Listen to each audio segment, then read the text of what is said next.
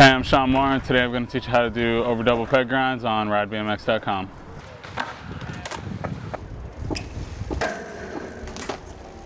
In order to do an overgrind, you should probably be able to regular double peg a rail first and hop over rails. So in this how-to, we show you how to do the overdub on a square rail and a round rail. Personally, I like round rails for everything way more. I feel like when you're grinding on a round rail, it's easier to balance side to side. You can land on the rail more leaned in and whatnot.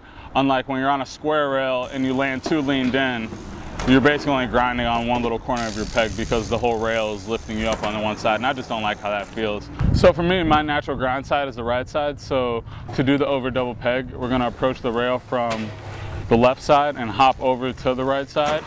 A good way to practice the over double peg grind feeling without actually doing the over double peg is find a low flat bar and just bunny hop over the rail while riding parallel to it, and try to hop straight and land, straight next to the rail, so you can kind of get that feeling of where you're landing. And once you're landing in that same spot every single time, you can just compensate for your bunny hop and move a little bit over to the side, or just not hop as far. But yeah, you're just gonna wanna approach the rail going medium speed. You're gonna wanna hop, bunny hop, and kind of, when I do it, I bunny hop kind of going straight alongside with the rail and just wiggle my bike in the air just so you don't overcompensate for the rail.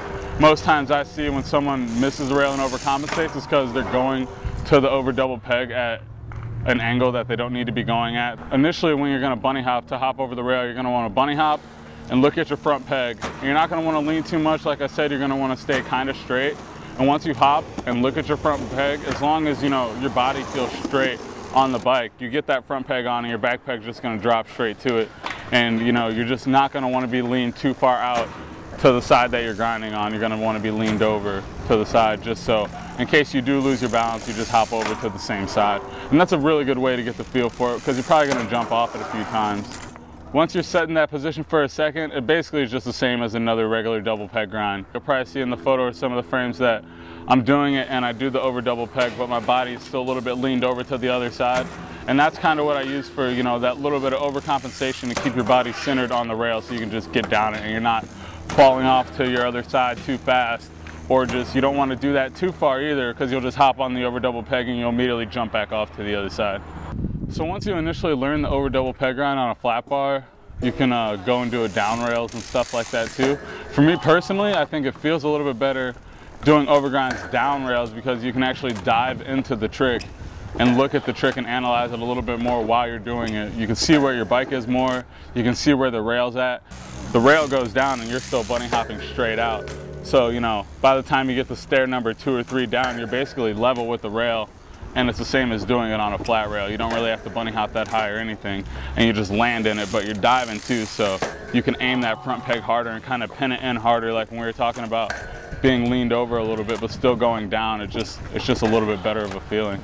So one of the main scary parts of the over double peg grind is actually getting your back peg onto the rail. I mean, it's way easier to see your front peg, so you can usually get that on, but some people overcompensate, even me once in a while, and you'll get a little too kicked out in the back and your back peg will miss it.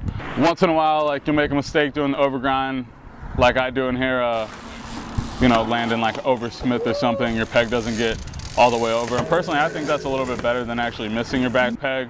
As long as you're comfortable in landing on the rail or whatever, you can just jump out of it or ride it out, and it's not that big of a deal. But once you learn the over double peg grinds, it opens up a whole lot of doors for other types of grinds. You can do over ice pick grinds, you can do overgrinds up stuff, you can do overgrind to back over, which is a really fun trick, and tons of other stuff.